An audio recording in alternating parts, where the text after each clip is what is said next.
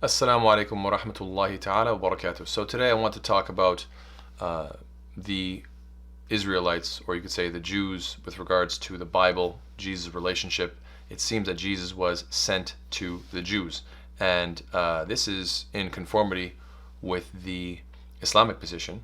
The Islamic position is that each messenger prior to the Prophet Muhammad ﷺ was sent to their nation, and only the Prophet Muhammad ﷺ was sent to mankind. Obviously, we know that in Christians will say that according to our theology, they'll say that we believe Jesus was for all of mankind, but at the same time we have verses in the Bible that seem to contradict that. So let's take a look.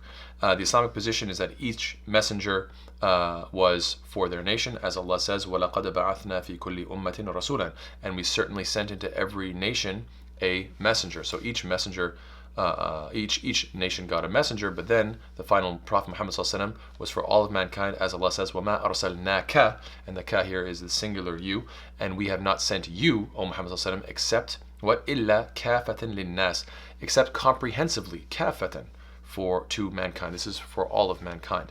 So that is the Islamic position, and what's interesting is that Christianity seems to be against that. They say, no, well, Jesus was for mankind. But the Bible seems to say that no, Jesus was for the Jews, as we find in John 4:22. It says, you Samaritans worship what you do not know, we worship what we do know, for salvation is for the Jews.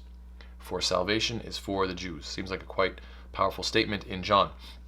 Furthermore, in Matthew 15:21-28, it says what? Leaving that place, Jesus withdrew to the region of Tyre and Sidon. A Canaanite woman from that vicinity came to him crying out, Lord, Son of David, have mercy on me. My daughter is demon-possessed and suffering terribly. Jesus did not answer a word, so he's just ignoring her. So his disciples came to him and urged him, send her away, for she keeps crying out after us. So even the disciples are getting annoyed with this. He answered, I was sent only to the lost sheep of Israel. That's what he says. He says, I was sent only to the lost sheep of Israel. So my target audience is who? I was sent, God sent me to guide who? The Israelites that had gone astray. The woman came and knelt before him. Lord, help me, she said. He replied, it is not right to take the children's bread and toss it to the dogs. That's really some harsh words. He's saying that, the children, like the Israelites, these are the children of God, whereas you're just a dog. Pretty rough. And then she says, yes, it is, Lord, she said. Even the dogs eat the crumbs that fall from their master's table. Then Jesus said to her, woman, you have great faith. Your request is granted. And her daughter was healed at that moment. So it seems at the moment that this woman recognized her dog status in the eyes of Jesus, that's when she got what she wanted to heal her daughter. I don't really know what other term other than racism this would apply to this.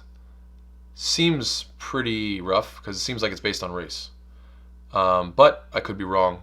But this seems pretty rough to call a certain group of people just based on their lineage and based on their bloodline to say that they are like the children and then everybody else are a bunch of dogs.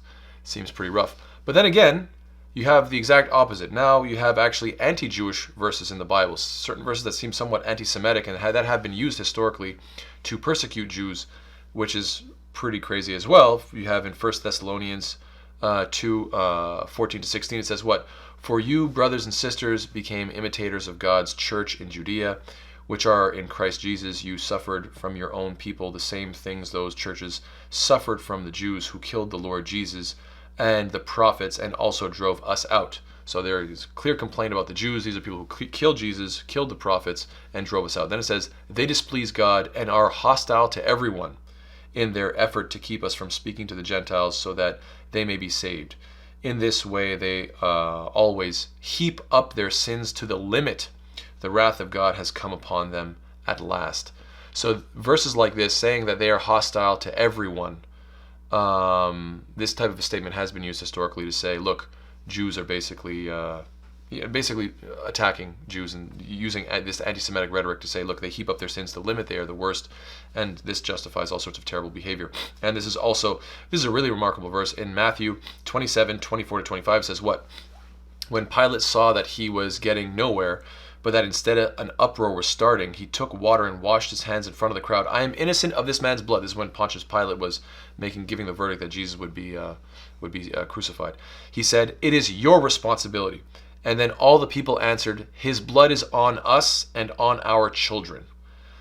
Now this is pretty remarkable for a few reasons. One, I'm pretty sure most Jews say that this is one of the most, if not the most, anti-Semitic verse in the New Testament. And the reason is because who would say that?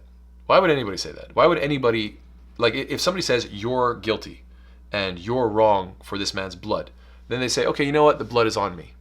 But why would you include your children? It seems first of all, I don't think that's something anybody says. It seems like a completely unnecessary addition. But in addition to that, it seems like a justification for what? For persecuting Jews throughout the ages, because it's saying that the blood of Christ, or you could say that the sin of killing God, is not just upon the Jews of that time. This is something that we want to maintain. This is something that has to keep going throughout history. And so it's on us and our children, generation after generation. They're all the worst.